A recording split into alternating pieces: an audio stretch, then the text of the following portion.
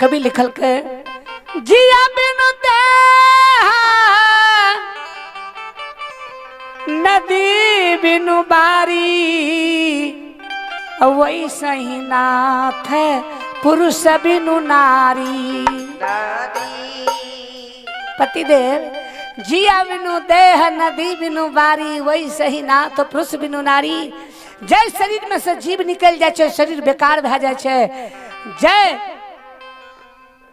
नदी में जल नहीं छे तो में मछली बारी माने मछली हो छे मछली बेकार भे जाए।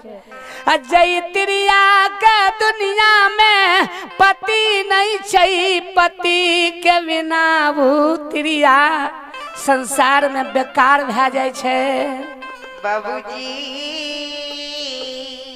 स्वामी चरण पर प्रणाम करे छी आशीर्वाद दियो।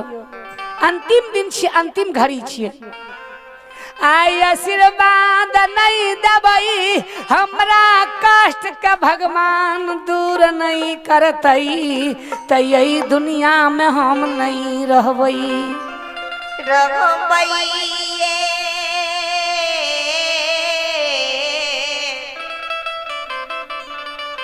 ये स्वामी जी है। हीरा मोती अबला के कोरोना मिनती के सुन के बिलाप के सुन के अबला के स्वामी के हृदय में दया लग गले नींद में आंसू टपक गले। कहे छे हे पतिव्रता हे जांघक भर जा हे बियाही कते जाय छो जे चरण पकड़ के कानई छो प्रणाम करई छो। आशीर्वाद मांगे छो कते जाय छो है। कल के स्वामी जी मकमापुर में कुसुमावती माँ के कोख से कुसुमावती मलिनिया माँ के कोख से अंदू मलहर जन्म ललके भगवान ओकरा पजियार बनेलके। मकमापुर गहबर एक नाम में पूजा करे छे हजार के हजार अरदसिया आवे छे सबके डाली में से पान उठा के दे छे सबके बाक्सा कंदू बबा दे छे। स्वामी जी यनहरा के आँख बहिरा के कान कोढ़िया के कया निर्धन के धन बाजी के पुत्र मरछनी के कोख भे जाय छे जे जय चीज के सुरता लगवे छे ओई सुरता कंदू बाबा पूरा कह दे छे। हे पतिदेव हे बिहुआ आशीर्वाद दियो। हीरा मोती अबला के करना मिनती के अबला के स्वामी जी सुनई छई। अबला के स्वामी जी के दया लाग गले मन से आशीर्वाद दै छे। हे पतिव्रता हे जांघक भर जा हे बियाही स्त्री जा तोरा मन से आशीर्वाद दे छे तोरा मन कामना के भगवान अंदू बाबा के गहबर एक नाम पूरा कह देतो। तोरा विपत्ति के हटा देतो तोरा कष्ट को भगवान दूर कह देतो तोर दिन के भगवान खुशहाल बना देतो। स्वामी से आशीर्वाद ले ललके स्वामी जी लंग से लौट के गहबर घर के ओलती लंग चले ले। गहबर घर के ओलती लंग आबि के बला की करे छे आत धूपई है।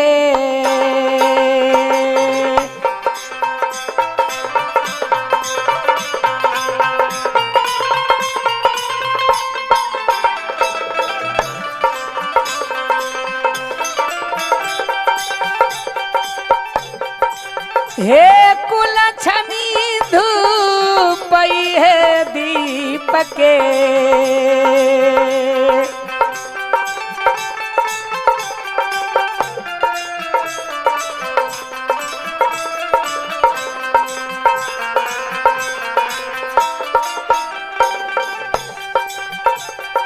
हे बजनिया धूपई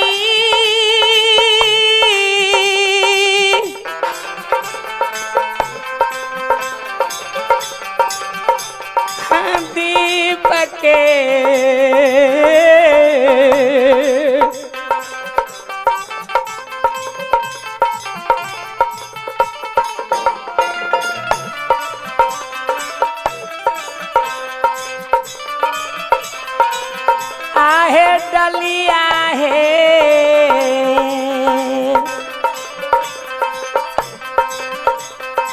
भागे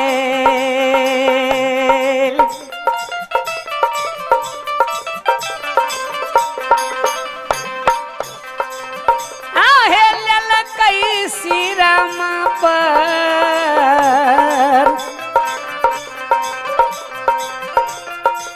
हे ये चार हाय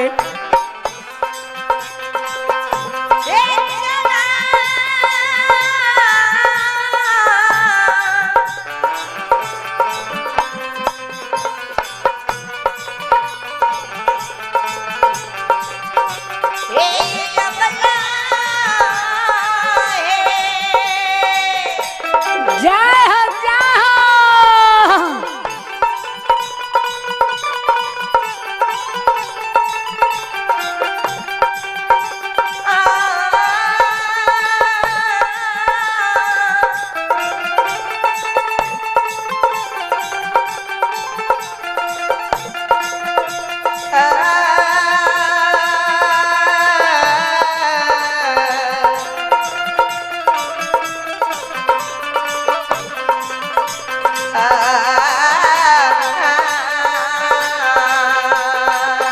जियो जियो हंसुगा जियो हरि नाम का घोर का पिया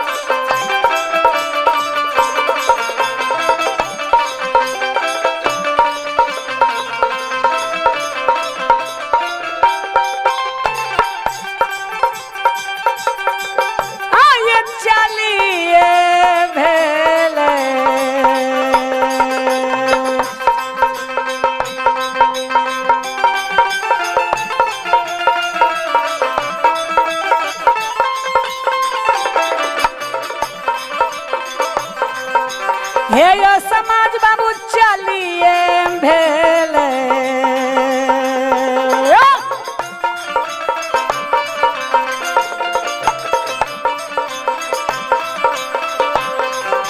माता बहन सब ये चलिए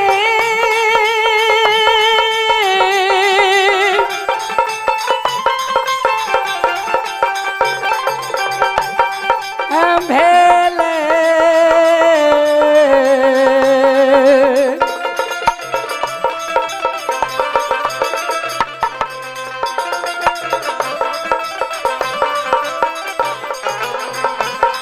आहे हीरा मोतिया वाला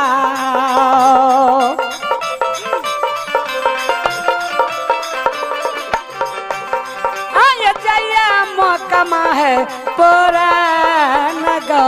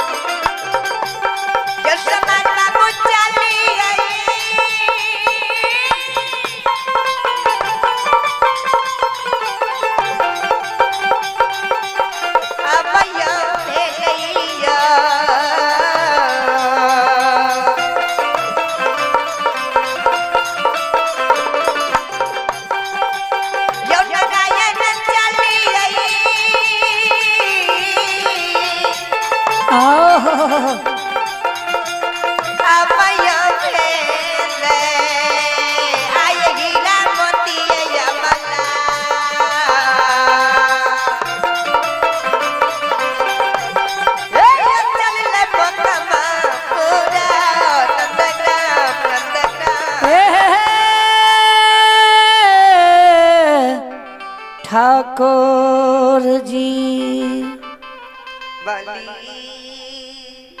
श्रोतल भगवान बाबू भैया सम्मा बहन सब हीरा मोती वाला धूप दीप के डाली गहबर के ओसार पर से उठा कर सिर पर ला ललक चौपारणपुर सासुर से मकमापुर की रास्ता दहा ललक अंदू बाबा के गहबर एकना जा रहल छे डाली लगबे ले पुत्र के नाम से पुत्री के नाम से मन में यमला विचार कइने जाई छै भगवान के स्मरने जाई छै बाबूजी ए विधाता ये न तुम किया लिख दिया मेरी भाग में सबकी गोदी हरी भरी है मैं जलती हूँ चिंता के आग में ए विधाता ये न तुम क्या लिख दिया मेरी भाग में सबकी गोदी हरी भरी है मैं जलती हूँ चिंता के आग में।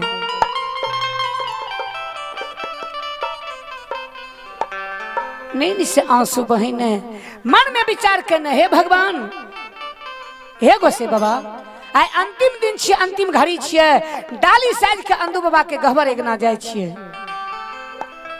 बेटा के नाम से बेटी के नाम से डाली लगे हुए। यदि अंधु बाबा डाली में से पान उठा कर दे देते, बेटा बेटी के वचन दे देते, तब धर्मराज बाबा के पूजा करवे, अंधु बाबा के पूजा करवे, भगता पजियार के पूजा करवे।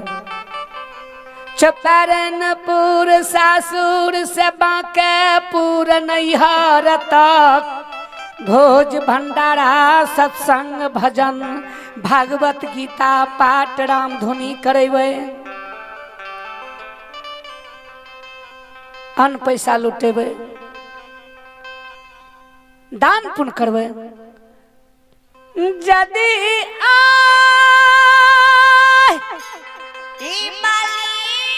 अंधु बाबा मकमापुर में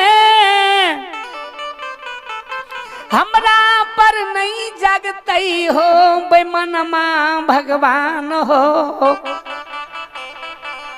गहवर एक नाम में डाली लगे हुए, डाली में से पुत्र पुत्री के नाम से पान उठा कर नहीं देते, बात नहीं देते, बचन नहीं देते। तो मकमापुर से गहवर एक नाम से लौट कर चौपारणपुर सासुर नहीं ये भाई। कौन मुंह स्वामी बिहुआ के देखेबे, कौन मुंह लेनी गोतनी के देखेबे, कौन मुंह सास ससुर के देबे, कौन मुंह गोतनी के देखेबे। बाबूजी आनंदवई बाबा के गहबार यगना में कांतई कांते कपार बजायर के मर जेबे। ठाकुर जी हम पतिव्रता नारी छियै, सतवर्ती नारी छियै। अंधु के त्रिया के बोध लग जेते, गंगा बेनी स्नान करते, सरजुग लहते, त्रिवेणी लहते, कत्ते ने अबला के बोध ओकरा छोड़ते। बोलो बोलो भगवान भगवान की, सच्चे दरबार की। हाय हे गोसे बाबा, हाय हे ठाकुर जी, हे यो भगती केरा रसिलाबा।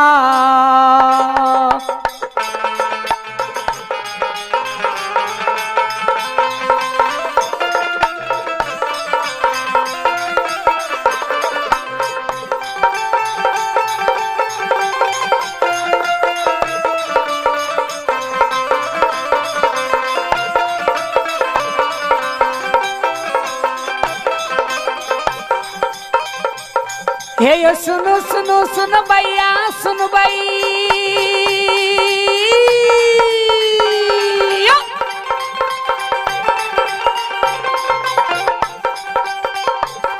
हे यो सुनो सुनो सुन भैया सुन भई, है यो गवैया बजवैया सुन भई, गाँव के बाबू भैया सुन भई, माता और बहिनिया सुन भई, धर्म कथा प्रेम से सुन भई।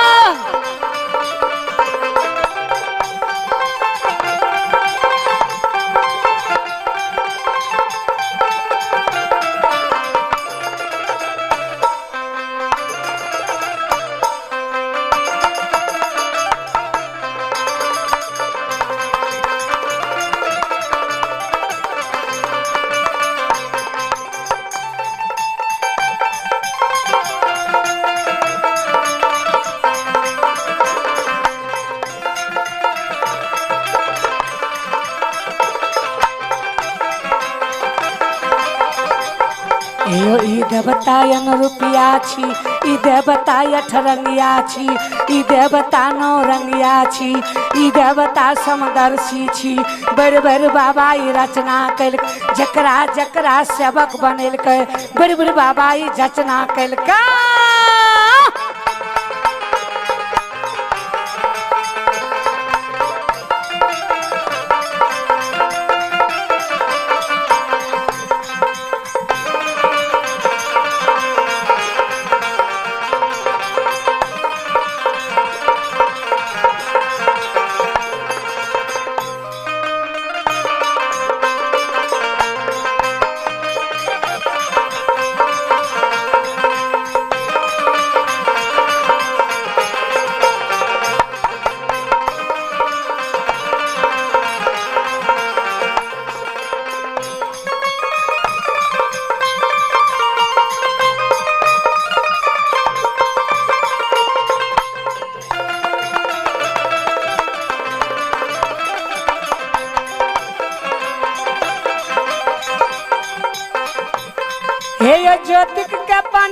यार बनल कई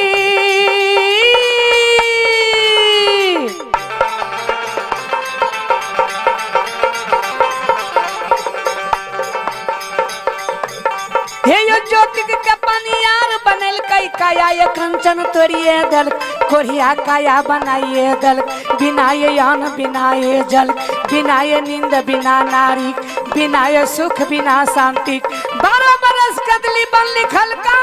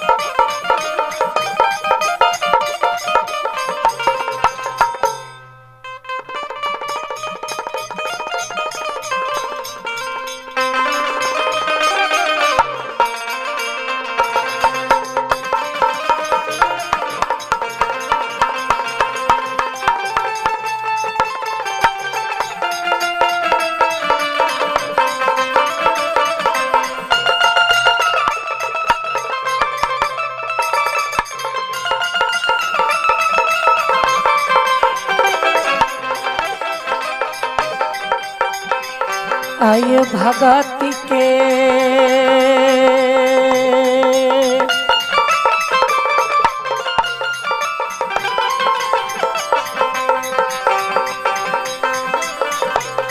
आय भगत के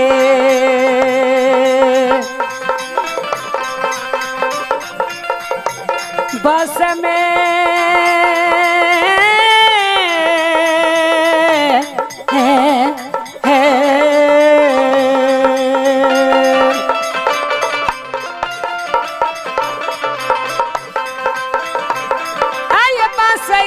समाज बाबो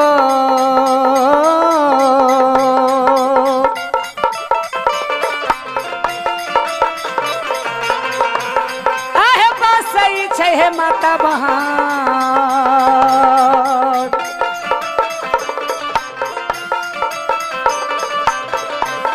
आहे बात सही सबार भा